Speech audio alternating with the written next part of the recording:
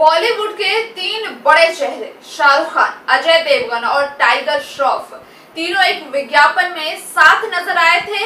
लेकिन अब इसी विज्ञापन को लेकर महाराष्ट्र के एफडीए कमिश्नर तुकाराम मुंडे ने तीनों को नोटिस थमा दिया है। सवाल ये है कि जिस विज्ञापन में दिखाया जा रहा है कि विमल इलायची, क्या उसके पीछे किसी प्रतिबंधित प्रोडक्ट का अप्रत्यक्ष प्रचार हो रहा है? क्या इलायची के नाम पर पान मसाला और तंबाकू का ब्रांड प्रमोशन किया जा रहा है? और सबसे बड़ा सवाल, क्या किसी सेलिब्रिटी की जिम्मेदारी सिर्फ विज्ञापन में अपना चेहरा दिखाने तक है, या उसे ये भी देखना चाहिए कि वो किस प्रोडक्ट और किस ब्रांड की छवि को प्रमोट कर रहा है?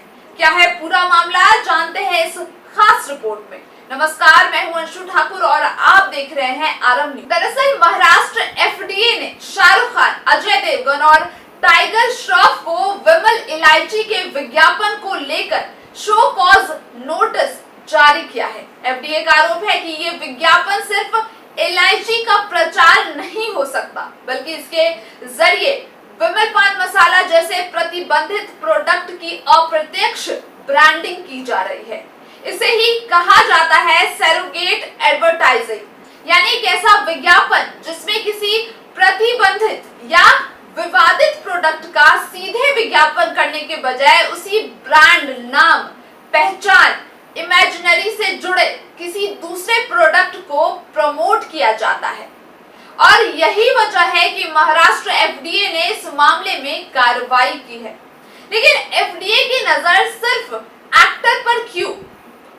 एफडीए के मुताबिक विज्ञापन की पूरी चेन की जिम्मेदारी तय की जाती है, यानी सिर्फ ये नहीं देखा जाएगा कि विज्ञापन में कौन नजर आ रहा है, बल्कि ये भी सवाल उठेगा कि विज्ञापन किसने बनाया, किसने जारी किया और उसे किसने प्रमोट किया। एफडीए कमिश्नर तुकाराम मुंडे ने भी साफ कहा है कि नियमों का उल्लंघन करने वालों को बख्शा नहीं जाएगा और कार्रवाई सिर्फ सेलिब्रिटीज तक सीमित नहीं होगी। अब बात करें कि तीनों एक्टर से क्या पूछा गया है। शाहरुख खान, अजय देवगन और टाइगर श्रॉफ से विज्ञापन से जुड़ी जानकारी और उनकी भूमिका को लेकर जवाब मांगा गया है। उन्हें ये बताना होगा कि उनके खिलाफ कार्रवाई क्यों नहीं की जानी चाहिए। रिपोर्ट्स के मुताबिक उन्हें जवाब देने के लिए 15 दिन का समय दिया गया है। साथ ही विज्ञापन से जुड़े प्रमोशनल कंटेंट को लेकर भी एफडीए ने आपत्ति जताई है। अब बात करते हैं कि मामला कानूनी तौर पर कितना मजबूत है। यही पूरा मामला थोड़ा पेचीदा हो जाता है, क्योंकि विज्ञापन में जिस प्रोडक्ट का नाम सामने आता है वो इलायची है, जो खुद प्रतिबंधित प्रोडक्ट नहीं है। लेकिन एफडीए का सवाल है, अगर वही ब्रांड आइडेंटिटी किसी ऐसे प्रोडक्ट से जुड़ी है जिस पर प्रतिबंध है, तो क्या इलायची के विज्ञापन के जरिए उस ब्रांड की विजिबिलिटी बढ़ाना सरोगेट प्रमोशन माना जा सकता है? इंडिया टुडे की रिपोर्ट भी इस कानूनी सवाल को उठाती है। क्या फूड सेफ्टी कानून के तहत एफडीए इन सेलिब्रिटीज के खिलाफ कार्रवाई कर सकता है? और अब सबसे बड़ा मुद्दा सामने आया है, 10 लाख तक के जुर्माने का सवाल। अगर एफडीए की जांच में नियमों का उल्लंघन साबित होता है और जवाब संतोषजनक नहीं पाया जाता, तो आगे कानून कार्रवाई की बात सामने आई है। रिपोर्ट्स में प्रति व्यक्ति 10 लाख रुपए तक के जुर्माने की संभावना का भी जिक्र किया गया है। हालांकि अंतिम कार्रवाई और उसकी कानूनी स्थिति संबंधित प्रक्रिया और जवाब पर निर्भर करेगी। अब यहाँ से सेलिब्रिटी एंडोर्समेंट पर बड़ा सवाल उठता है।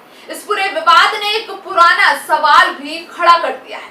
क्या बड़े सितारों को किसी भी ब्रांड का विज्ञापन करने से पहले उसकी पूरी ब्रांड आइडेंटिटी की जांच करनी चाहिए? क्योंकि एक सेलिब्रिटी सिर्फ कोई प्रोडक्ट नहीं बेचता, वो अपनी क्रेडिबिलिटी और पॉपुलैरिटी भी उस ब्रांड के साथ जोड़ता है। और अब जब करोड़ों लोग किसी स्टार को देखकर कोई प्रोडक्ट पहचानते हैं, तो फिर सवाल उठता है कि उस प्रमोशन की जिम्मेदारी किसकी होगी? ब्रांड की, विज्ञापन एजेंसी की, या फिर उस सेलिब्रिटी की भी? महाराष्ट्र एफडीए की कार्रवाई ने इस बहस को एक बार फिर तेज कर दिया है। फिलहाल कहानी सिर्फ इतना ही नहीं कि तुकाराम मुंडे ने शाहरुख खान, अजय देवगन और टाइगर श्रॉफ को नोटिस भेज दिया है। असल कहानी इससे कहीं बड़ी है, क्योंकि ये मामला तय कर सकता है कि सैरोगेट एडवर्टाइजिंग की सीमा आखिर कहां तक है। अगर किसी प्रतिबंधित प्रोडक्ट का नाम सीधे नहीं लिया गया, लेकिन उसी ब्रांड आइडेंटिटी के जरिए उसकी याद लोगों के दिमाग में पहुंच गई है, तो क्या उसे भी विज्ञापन माना जाएगा? और अगर हाँ, तो क्या उस विज्ञापन में चेहरा दिखाने वाले बड़े सितारों की भी जवाबदेही तय होगी? फिलहाल एफडीए ने सवाल पूछ दिया है और अब जवाब शाहरुख खान, अजय देवगन और टाइगर श्रॉफ को देना है।